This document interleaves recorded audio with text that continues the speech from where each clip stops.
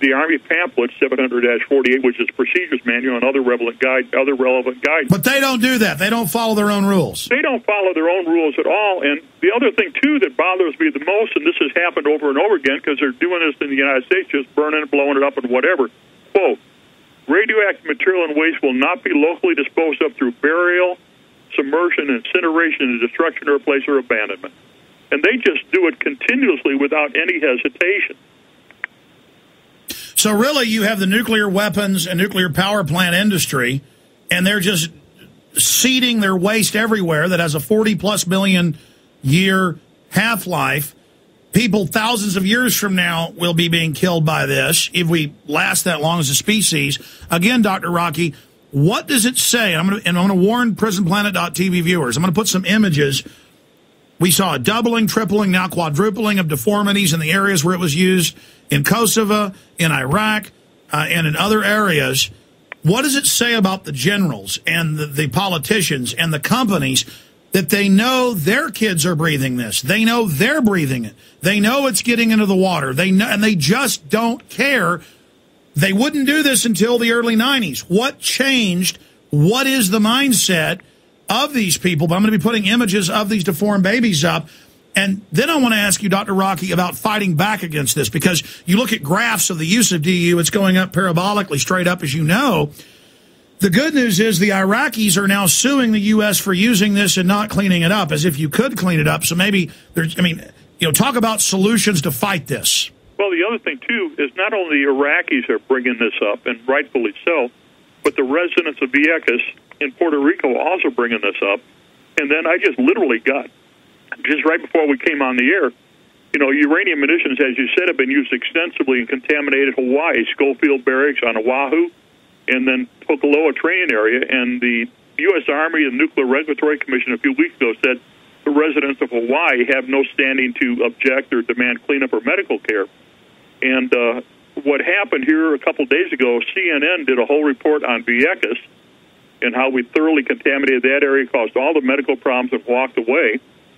And then now what I heard just a few minutes ago before we went on the air is CNN has now contacted the residents of Hawaii and said, okay, guys, what's happening? Do you need help? But you have to understand, the senior leadership in the Department of Defense and the U.S. Army and the Marines and Navy totally disregard the health and environmental effects. They do not provide the training. They do not clean it up after it's used. And then what happens is the men, the women, and the children are all affected. They can't get the medical care that they've earned because it's denied, delayed, and they die. Or if they do get in for medical care, which has happened personally to me and my guys right here in Danville, Ileana VA Medical Center in Danville, Illinois, they just deny any correlation. And if we get a doctor or somebody starts helping us, they immediately get transferred or fired. Now, I want to say that I told them to just go online and type in deformed babies DU, and they went to mindfully.org, which is one I hadn't even looked at. I looked at major news sites, and these were so horrible, I told them to stop putting them up there. But if people want to go look at them, it's mindfully.org.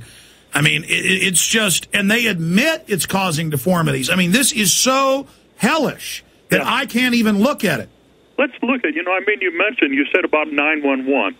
Okay, 911 was black operations, but what is really horrific to me personally is the individuals that I trained from the New York Police and Fire years, before 911 to go and do emergency rescue on hazardous materials, nuclear, biological, chemical warfare, explosives. You have to understand the Army tasked me to train them.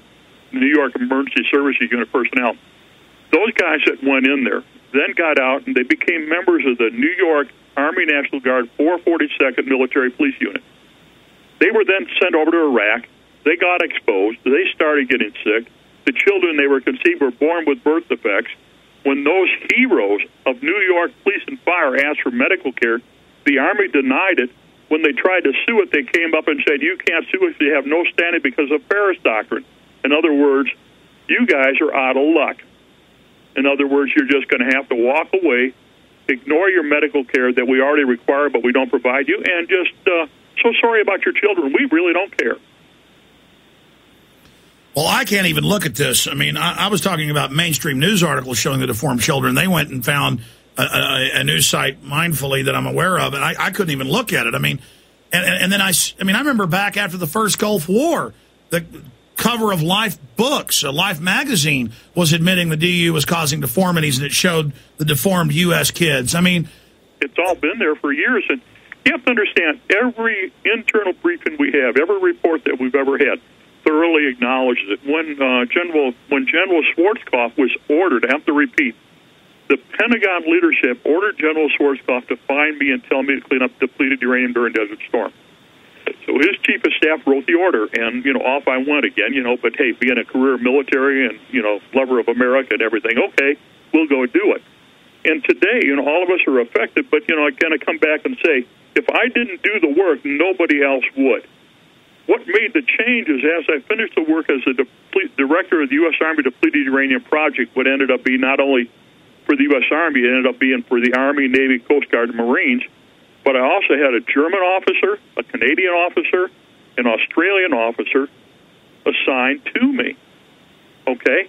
So we're working all together to get it all done, and we're acknowledging everything, finding all the problems, and I had the total realization after we did the research in the Nevada test site in Mercury, Nevada, you can't clean it up. There is no medical care. There is no way to protect everybody. And I came out and told them they can't ever use it again. Well, how fast do you become persona non grata when you tell somebody you can't use their favorite weapon? How do we stop the use of this? How do we fight back? Well, it's very simple. It is it's a crime against God and a crime against humanity. And we need to have those individuals accountable for whatever they do. Everybody is supposed to be trained. Everybody knows what the hazards are. The senior leadership totally disregards it. We need to restore order. We need to restore confidence in our nation. We need to go back to the Constitution and what's right under God, not what somebody needs to do to kill, destroy, to maim in order to seize terrain, resources, or control people. We have to go back to the fundamentals. What is right? What should we do? I mean, when we destroy a nation's infrastructure to release all these toxic chemical compounds, or we take all our trash, as we're doing in Iraq, and we burn it in open pits, resulting in incredible thousands and thousands of U.S. casualties who are denied care. This is called the toxic burn pit problem.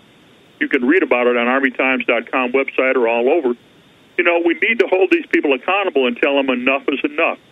I mean, if we have a viable threat and an enemy that's going to attack us, you have to understand, as a military guy, I'm going to be the first in the line to shoot the guy, okay?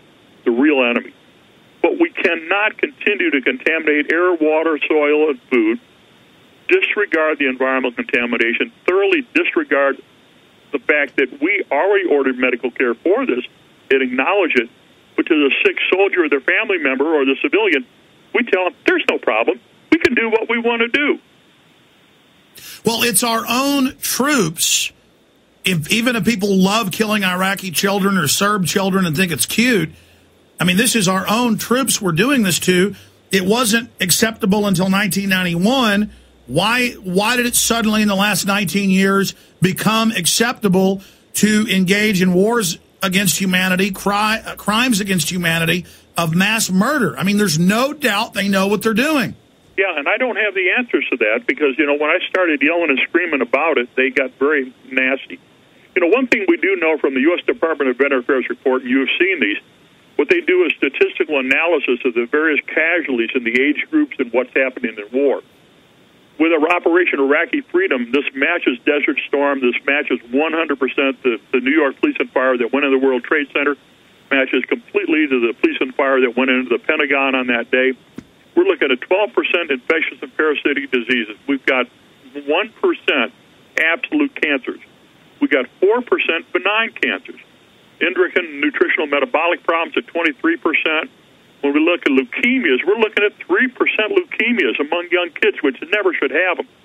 All of the I've talked to a lot of medical doctors, Dr. Rokke, and they say that 30 years ago, finding a kid with cancer in a ward was like finding a leprechaun, it was incredibly rare. And that now it's just cancer everywhere. I mean, it's like, oh yeah, kids just get cancer like they get the flu now.